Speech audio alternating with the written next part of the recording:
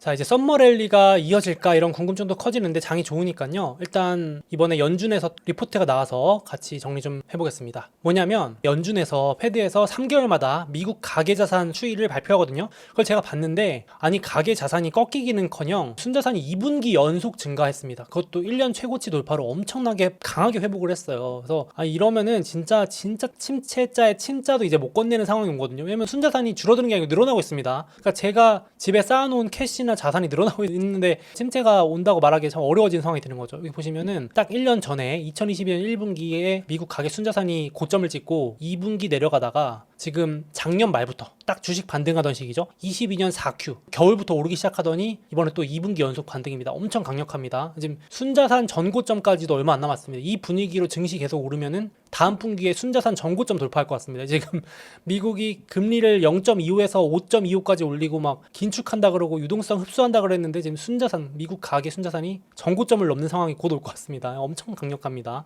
그래서 지금 이것도 상당히 이번에 주목을 많이 받은 리포트인데 제가 좀 더 뜯어봤어요. 도대체 뭔가 봤더니 결국은 미국 가계가 주식에 투자를 많이 하고 있어가지고 영향이 크더라고요. 그래서 여기 파란색 보시면 주식입니다. 그러니까 22년 1분기부터 주식이 빠지기 시작했잖아요. 이때 하락장일 때 빠지다가 이제 작년 10월 증시 저점 찍고 올라오기 시작하니까 증시 2분기 연속 강하게 끌어올리면서 이제 부동산이나 이런 거 다른 자산들이 조금 감소하는 거를 다 상쇄한 겁니다. 워낙 주식이 좋으니까. 그러니까 역시 또 이거 보면서 제가 느끼는 점은 S&P 500이 최고다 생각을 합니다. 물론 떨어질 때는 힘들지만 이렇게 우상향하는 자산을 투자해 놓으니까 이렇게 또 가계 순자산에 영향을 좀 주는구나 뭐 이렇게 부럽다는 생각도 들었고 저도 계속 모아가야겠다 생각이 들었고요. 그래서 이번에 미국 가계 순자산에 3조 달러가 늘었는데 그중에 2.4조 달러가 주식입니다. 증가분의 거의 대부분이죠. 거의 뭐 7, 80%라고 봐야 될까요? 그래서 3분기 연속 부동산 가격이 좀 하락하고 있는데 그걸 다 상쇄해버렸습니다. 그리고 이건 닭이 먼저냐 약간 달걀이 먼저냐 게임이긴 한데 가계 순자산하고 S&P 500하고 거의 같이 움직입니다. 보이시나요? 이 주황색 그래프하고 검은색 그래프하고 그러니까 이게 가계 순자산이 올라서 S&P 500이 올라가는 걸 수도 있고 왜냐면 가계가 돈을 많이 벌었으니까 소비도 하고 물건도 사고 뭐 여행도 가고 할 거 아니에요. 이렇게 소고기도 사 먹고 이게 기업 실적에 영향을 주는 걸 수도 있고 S&P 500이 올라서 가계 순자산이 늘어난 걸 수도 있겠죠. 선후 관계는 뭐 거의 똑같은 것 같습니다. 동행 지수 같은데 방향성은 똑같다고 보여지시죠? 이렇게 지금 반등하고 있습니다. 그러니까 이러나 저러나 좋다 보시면 될 것 같고 제가 좀 더 자세히 뜯어보니까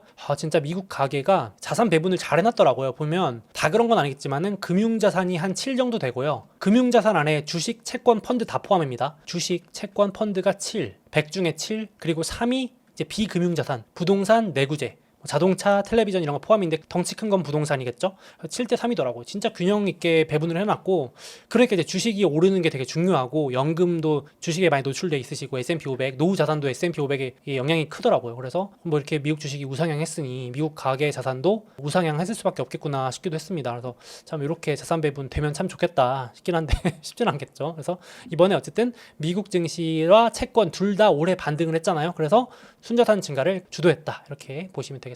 이렇게 순자산이 늘어나니까 당연히 저축이 쌓이겠죠. 그래서 이번에도 초과 저축에 대해서 업데이트된 보고서 나온 거 보니까 아직도 코로나 때 푼 돈의 절반 가까이 남아있다고 합니다. 2.3조 달러에서 1.1조 달러 썼으니까 아직도 절반 넘게 남았습니다. 침체가 원래 올 수가 없다는 상황을 보여주는 그래프입니다. 돈이 너무 많이 풀려있고 너무 많이 쌓여있다. 이걸 다르게 보여줘도 미국의 은행 예금이 뭐 맨날 줄어든다 하는데 아직도 코로나 이전 트렌드에 가려면 멀었다. 그러니까 의도적으로 둔화시켜서 잡아도 모자랄 판에 아직도 여력이 넘친다라는 그래프입니다. 심지어 주식이 올라서 가계 순자산도 높아졌으니까 분위기는 더 좋아진 상황입니다. 그러다 보니까 지금 이제 미국 대기업 CEO들이 모임을 하는 게 있습니다. 이걸 3개월마다 발표하거든요. 중소기업이 아니라 주요 대기업들 한 100명에서 200명이 모여가지고 서베이 하는 게 있는데 그게 이제 3개월마다 발표돼서 보니까 이번에 주식도 오르고 가계 순자산도 오르고 소비도 잘 버티니까 다시 투자 늘린다고 처음으로 발표했습니다.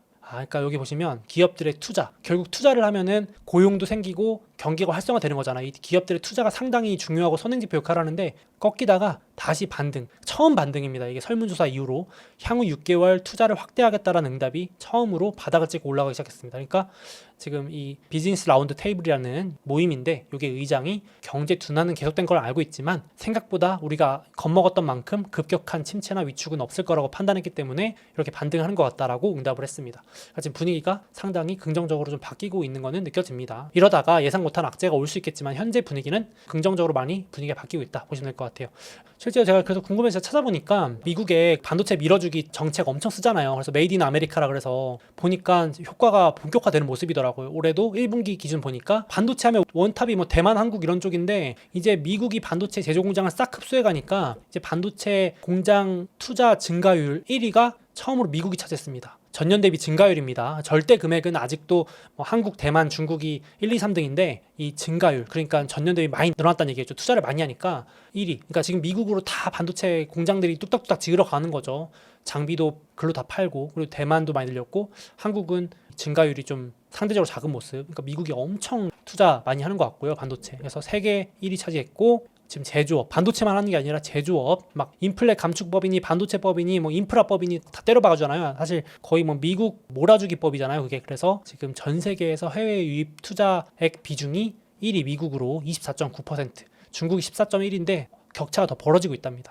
올해도 이어질 전망이라고 합니다. 지금 뭐 탈중국은 기본이고 전부 다 세제 혜택이고 보조금 받으려고 미국으로 다 공장 들어오는 효과가 계속 자료로 나오고 있는 것 같습니다. 좀 흥미로웠고요. 그래서 한 보고서가 나왔는데 야덴이라는 강세론자긴 하지만 여기서 미국 제조업이 너무 강력해가지고 진짜 침체를 피할 가능성이 높아지고 있다. 마마라 그래서 메이킹 아메리카 매뉴팩처링 어게인 해가지고 미국의 제조업을 다시 강력하게 마마다. 지금 마마를 과소평가하지 마라. 지금 미국이 너무 강하다. 그래서 지금 뭐 침체 온다 하는데 건설 인력이 역대 최대 경신하고요. 지금 건설 지출, 인프라, 앞서 말씀드렸던 것처럼 반도체 공장 짓고 도로 만들고 뭐 다리 건설하고 인프라 이런 거 다 뚝딱뚝딱 지어야 될 거 아니에요. 이런 것들 지금 지출 급등하는 거 보이죠. 이 미국에 몰려가니까. 그래서 이 보고서에도 보니까 미국 제조업 부활 3법의 영향이 본격화되고 있다. 침체를 막아주고 있다. 올려던 침체도 도망가고 있다. 반도체법, 칩스법, IRA, 인플레 감축법, IIJ, 인프라법이거든요. 이런 것들 혜택 받으려고 지금 우리나라 한국 기업들도 다 달려가잖아요. 공장 지으려고 삼성이고 현대차고 뭐 LG니 SK니 다 가잖아요. 그런 것들의 영향이 미국의 침체를 막아주고 있다. 좀 독특한 사이클인 거죠. 그러니까 이렇게 보시면 될 것 같고, 그래서 지금 사람들이 많이 기술주만 얘기하지만 사실은 나스닥 기술주만 잘 나가는 게 아니고 반도체만 잘 나가는 게 아니고 그 수혜로 미국 건설주 지금 인프라 뚝딱뚝딱 지어야 되니까 막 건설 대표 주식 같은 경우는 올해 50%, 건설 ETF 30%, S&P 500 12% 상승에 대비해서 정말 잘 나갑니다. 뭐 기타 중장비 건설 이런 게 경기 침체라고는 도저히 생각할 수 없을 만큼 강세를 보이고 있습니다. 미국에 한해서요. 다른 나라들도 물론 이런 영향을 받겠지만 엄청 좋습니다. 그리고 우크라이나 뭐 재건 이런 영향도 있긴 하지만 건설 인프라주들도 급등세 이렇게 보이고 있습니다. 그래서 오죽하면은 지금 또 다시 이제 장도 좋고 분위기 좋으니까 미국은 역시 다르다. 그래서 시장이 미국 예외주의라는 말을 다시 믿기 시작했다. 이게 새로 나온 말은 아니고요. 기축통화나 이런 걸 갖고 있기 때문에 미국은 거의 예외적이다. 미국 예외주의라는 용어가 있더라고요. 그래서 지금 시장이 다시 요 말을 믿기 시작했다 할 정도로 분위기가 되게 좋아지고 있습니다. 요 자료가 되게 인상 깊었는데 한국 하면 늘 말 따라오는 게 코리아 디스카운트라는 말 들어보셨죠? 그러니까 한국은 늘 저평가 받는다. 그러니까 적정 가치 평가를 못 받는다. 제값을 못 받는다 이거였는데 반대로 미국은 늘 프리미엄을 받습니다. 그게 어떻게 보면 기축통화 보유국의 힘일 수도 있겠죠. 강대국의 힘일 수도 있겠는데 여기 그래프가 뭐냐면 전 세계 증시 대비 얼마나 프리미엄을 받냐를 보여준 겁니다. 여기 1이면 똑같이 평가받는 거고요. 여기 보통 1.2에서 1.6 사이 보이시죠? 지금 1.5 정도 평가받는 건데 못해도 전 세계 증시보다 2에서 40%는 높게 평가받습니다. 그러니까 늘 맨날 미국 증시 비싸다 하는데 계속 비싼 게 이 프리미엄을 받는 거죠. 약간 요 그래프도 보시면 미국 증시가 왜 비싼지도 좀 이해가 되기도 하는데 1 이하로는 내려온 적도 없습니다. 디스카운트 받은 적도 없어요. 거의 20%가 저점입니다. 그 정도면 많이 저평가됐다라고 평가가 될 정도로 미국 증시는 진짜 강하다. 이렇게 미국 경제까지 해서 강하다 이렇게 보여지고요. 그래서 이런 분위기니까 갑자기 제가 외신들 한번 모아봤어요. 정리하면서 제가 웬만하면 이제 긍정적인 요소와 부정적인 요소를 다 보여드리려고 노력을 하는데 이번에는 완전 보시면 뱅크 오브 아메리카 연착륙할 것, 모건 스탠리 연착륙할 것, 골드만삭스 침체 가능성 35에서 25로 내리고 제일 부정적이었던 도이치방크도 침체가 오긴 온다. 내 말은 틀린 건 아니지만 경기 침체 매우 완만할 것 같다고 입장을 줄였고 월스트리트저널 경기 침체 멀었다. 마켓워치 침체 없다. 이렇게 완전히 바뀌었습니다. 이게 참 분명히 제가 한 달, 두 달 전에 소개할 때만 해도 연착륙은 꿈도 꾸지 말라는 얘기로 가득했었는데 이렇게 손바닥 뒤집듯이 약간 뒤집힌 참 분위기를 전달해드리고 싶어서 가져왔는데 엄청나게 분위기 자신감으로 바뀐 모습입니다. 미국 경제에 대해서. 그래서 이게 또 하반기 어떻게 될지 하반기 좀 경기 둔화될 것도 같은데 기억해줬다 나중에 어떻게 바뀌었는지 또 보시면 될 것 같고 그래서 침체 없다는 소리 때문에 이제 외면받던 경기에 민감해서 소외받았던 경기 소비재가 이번 주 계속 계속 반등세입니다. 지난주 이어서 경기에 영향을 많이 받으니까 그동안 제일 많이 빠져 있었는데 이번 주 지난주 계속 오르고 있습니다. 테슬라, 아마존 이런 주식들. 반대로 필수적으로 소비해야 되는 코카콜라, P&G 이런 주식들이 들어있는 필수 소비재는 꼴등. 그러니까 지금 시장에서 이제 필수 소비재 이런 거 빼가지고 경기 민감한 거, 미국 경기 회복되나 보다, 침체 없나 보다, 과대 낙폭이다, 많이 빠졌다 이러면서 여기로 또 돈이 몰려가는 그런 흐름도 보였습니다. 그래서 이것도 특이해서 가져와 봤고요. 그래서 외면받았던 주식들, 과대 낙폭주들이 오르고 있는데 이게 일시적인 그냥 반등, 데드캣 바운스 같은 일시적인 잠깐의 흐름일지 추세적인 반등일지도 좀 지켜볼 필요가 있겠습니다. 여기도 보시면 지금 나스닥이 33%, S&P 500이 12%, 다우가 2% 이렇게 되기 때문에 경기가 만약에 지금처럼 막 침체가 밀렸다, 당분간 침체 없다 하면은 나스닥뿐만 아니라 이제 덜 오른 S&P 500이나 다우도 오를 수 있고 더 밑에 있는 중소형주까지 오를 수 있거든요. 그래서 지금 나스닥이 좀 부담스럽다 하시는 분들은 조정에 매수를 해도 좋을 것 같고, 아니면 이제 다우 지수 같은 덜 오른 주식들로 분할 매수를 하시는 것도 나쁘지 않을 것 같습니다. 저 같으면 이제 만약에 현금 들고 있다가 나스닥 조정 오면은 나스닥을 좀 더 매수하는 걸 1순위로 할 것 같고, 지금 나 사고 싶다 하면은 다우 같은 게 좀 더 저평가지 않나 싶기도 합니다. 근데 나스닥이 수익 기대 측면에서는 조정에 매수하면 좀 더 괜찮겠죠. 아무래도 지금 분위기 상으로는. 그래서 조정의 분할 매수 전략이 역시 괜찮지 않을까 싶습니다. 지금 미국 침체가 당분간 이슈로는 밀려 있을 것 같아서 갑자기 막 실업자가 폭등하고 뭐 이러지 않고서는, 생각지 못했던 악재가 나오지 않고서는 지금은 조금 증시가 긍정적으로 우상향할 수 있을 것 같습니다. 개인적으로는. 근데 이렇게 말씀하시는 분도 있어요. 댓글도 보면은 그러니까 경기가 이렇게 좋으니까 결국은 연준이 금리 더 올리지 않겠냐라고 하실 수도 있는데, 맞습니다. 그것도 그래서 돌아오는 주에 이제 연준이 어떻게 하냐 봐야 될 것 같긴 한데, 일단 오늘까지의 시장 예상은 워낙 강경하게 연준이 말했기 때문에 6월 달은 동결, 돌아오는 주에 동결, 웬만하면은 동결하지 않을까 싶습니다. 정말 물가가 갑자기 급등하지 않고서는. 연준 의장이랑 2인자도 충격을 막고 싶기 때문에 괜히 더 올려서 쇼크 줬다가 책임론에 휩싸일 수 있기 때문에 어떻게든 연착륙을 유도하려고 할 거거든요. 그런데 만약에 조금 더 인플레가 심하면 7월 달에 한 번쯤은 올릴 수 있지만 시장에서는 더 올려봤자 끝이고, 근데 이제 신기한 점은 내려봤자 이제 금리 올 연말까지 5.25가 최저입니다. 야, 이것도 상당히 많이 분위기 바뀌었죠.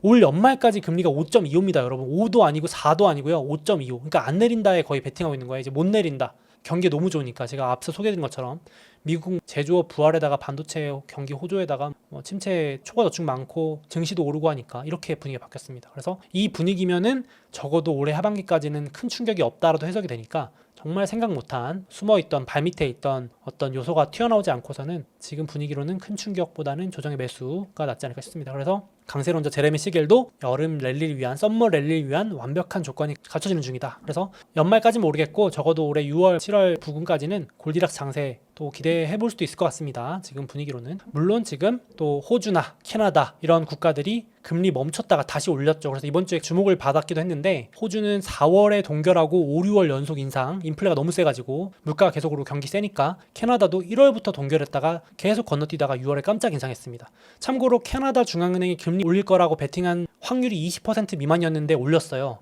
그러니까 엄청나게 서프라이즈입니다. 근데 미국도 그러지 말라리라는 법은 없는데, 일단은 지금은 특별한 케이스 없으면 연준 의장이랑 2인자가 6월은 동결하자, 스킵하자라고 했기 때문에 연준 의장이 약간 비둘기적인 성격이 있어가지고 어떻게든 충격을 안 주고 막아보려고 할 것 같긴 하거든요, 지금 분위기로는. 그래서 제 의견입니다. 이건 개인 의견이기 때문에 수요일 밤이죠, 새벽이죠, 목요일 이때 넘어갈 때 어떻게 되는지, 기자회견에서 뭐라고 말하는지도 관심을 가져볼 필요가 있겠습니다. 변동성이 좀 커지는 한 주가 되긴 할 것 같아요. 그래서 혹시 이런 금리 이슈나 물가 이슈에 따른 조정은 또 매수 찬스가 아닐까 개인적으로 생각합니다. 생각지 못한 악재가 좀 조심스럽지, 이런 이슈에는 이제 다들 면역이 생기셔가지고 금리나 물가, 소비 이런 거 둔화되는 거에는 충격 오면 다 매수로 대응하실 것 같습니다, 개인적으로는. 그래서 좀 긍정적으로 분위기가 바뀌는 모습이고, 그렇지만 또 이제 부정적인 주장도 계속 나오고 있긴 합니다. 또 투자 사이클의 대가인 레이 달리오 말을 무시할 수는 없는데, 레이 달리오가 이번 주 한 컨퍼런스 나와서 아주 강력한 경고를 했죠. 대형 부채 위기 사이클이 이제 시작이다. 좀 시기가 밀렸을 뿐이지 이 사이클은 피할 수 없다. 레이 달리오는 참고로 사이클론자입니다. 이걸 사이클은 무조건 피할 수 없다. 이거는 누가 잘하고 못하고가 아니고 경제 사이클과 위기는 반복되는 거다라고 주장하는 분이어가지고 이렇게 말했습니다. 그래서 올해 말부터 내년 1분기에 충격 가능성이 있다. 조금 지연된 것 뿐이다 라고 강력하게 주장을 했고요. 그래서 이것도 뭐 리스크 관리 차원에서 참고하시라고 가져왔고, 그리고 채권왕 건들락이라고 있습니다. 아무래도 지금 채권 쪽은 분위기가 안 좋다 보니까 주식에 비해서 채권 쪽에서는 계속 경고 목소리가 나와요. 그래서 혹자는 이렇게 말씀하시는 분도 있어요. 주식은 좀 긍정적인 분들이 많이 하시고 채권은 약간 보수적으로 투자하신 분들이 채권을 많이 해가지고 더 성향이 그렇다는 말도 있어요. 그러니까 주식은 밝은 면을 많이 보려고 하고요. 주식 투자하시는 분들은 그래도 우상향이야 이렇게 하시는 분들이 주식 낙관론자분들이 많고, 채권 하시는 분들은 아유 금융위기 와 금이나 채권 사놔야 돼 약간 이렇게 보수적으로 투자하시는 분들 채권을 좋아하시거든요. 그러니까 그 성향 차이도 있다라는 우스갯소리가 있는데, 확실히 지금 채권 대가들이나 거시경제 이런 거 보시는 분들은 계속 보수적인 경고를 하는 거죠. 지금 침체 예상이 10개 중에 9개 신호가 나왔는데 침체에 안 들어갈 수가 없다. 지금 파산 기업도 계속 늘어나고 있는데 그냥 지금 물 밑에서 안 보일 뿐이다 라고 얘기를 해서 주식 3, 채권 6 사놔라, 이렇게 채권 왕이니까 채권을 좋아하는 게 느껴지시죠?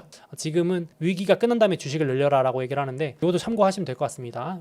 그리고 이번 주에 월가에서 가장 많이 주목받았던 건 요 얘기입니다. 월가에 43년 베테랑 JP모건의 이 최고 투자 책임자 반 미셸이라는 분이 있는데, 이제 월가 베테랑이죠. 이분이 막 작심하고 이렇게 말을 했어요. 그래서 되게 확신을 갖고 말했는데 2008년하고 너무 똑같아서 자기는 걱정된다 이렇게 써놨습니다. 진짜로 확신한다, 침체를 확신하고 충격을 확신한다라고. 심지어 JP모건의 뭐 어디 인턴도 아니고요. 최고 투자 책임자가 이러니까 주목을 많이 받았어요, 이 보고서가. 그래서 되게 자극적인 말을 했는데, 그러니까 지금 채권에서는 엄청나게 큰 경고음이 나오고 있다. 그래서 우리가 분석한 게 맞다면 주식은 최소 20% 빠져야 된다라고 얘기를 하고 있는 겁니다. 그래서 보통 위기가 일어나기 직전까지 대부분 무시된다. 원래 위기 직전 랠리가 제일 무섭다. 뭐 이렇게 경고를 했고, 또 비유를 하자면 얼음 아래에 뜨거운 물이 막 있는데 다 춤추고 있다가 비로소 얼음이 녹아내릴 때가 돼야 공포에 휩싸인다. 이렇게 섬뜩하죠. 이런 말 듣고 있으면 참 무섭습니다. 무섭긴 한데 또 경고의 목소리가 하나 나와서 주목받았습니다. 어떤 또 문제가 밑에서 또 있길래 이런 얘기를 한 건지 궁금하긴 하지만, 또 리스크 관리를 하려면 현금 비중 유지하는 것도 하나의 방법이 될 수 있겠죠. 저는 항상 그래도 현금을 좀 들고 있습니다. 혹시 몰라서 항상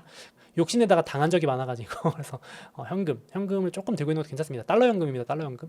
그래서 굳이 저분이 말씀하신 것 때문에라도 한 번 더 보면은 2008년에 나스닥이 하락하다가 2008년 3월에 유명 투자은행 베어스탄스가 파산하고 연준이 개입해서 증시가 6월까지 엄청나게 오릅니다.